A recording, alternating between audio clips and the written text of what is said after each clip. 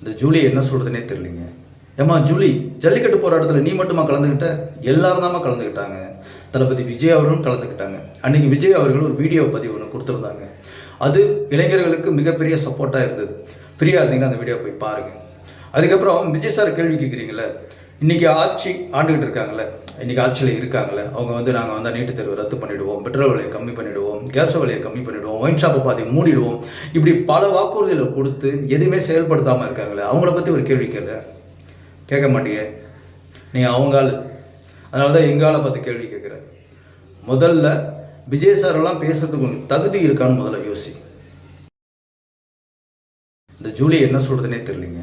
ஏம்மா ஜூலி, ஜல்லிக்கட்டு போராட்டத்தில் நீ மட்டுமா கலந்துக்கிட்ட? எல்லாரும் தாம்மா கலந்துக்கிட்டாங்க. தளபதி விஜய் அவர்களும் கலந்துக்கிட்டாங்க. அன்றைக்கி விஜய் அவர்கள் ஒரு வீடியோ பதிவு ஒன்று கொடுத்துருந்தாங்க. அது இளைஞர்களுக்கு மிகப்பெரிய சப்போர்ட்டாக இருந்தது.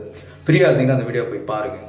அதுக்கப்புறம் விஜய் சார் கேள்வி கேட்குறீங்களே, இன்றைக்கி ஆட்சி ஆண்டுகிட்டு இருக்காங்களே, இன்றைக்கி ஆட்சியில் இருக்காங்களே, அவங்க நாங்கள் நீட்டு தேர்வு ரத்து பண்ணிவிடுவோம், பெட்ரோல் விலையை கம்மி பண்ணிவிடுவோம், கேஸ் விலையை கம்மி பண்ணிவிடுவோம், ஒயின் ஷாப்பை பாதி மூடிடுவோம், இப்படி பல வாக்குறுதிகளை கொடுத்து எதுவுமே செயல்படுத்தாமல் இருக்காங்களே, அவங்கள பற்றி ஒரு கேள்வி கேட்க மாட்டீங்க. நீங்கள் அவங்கால், அதனால தான் எங்கால பார்த்து கேள்வி கேட்குறேன்.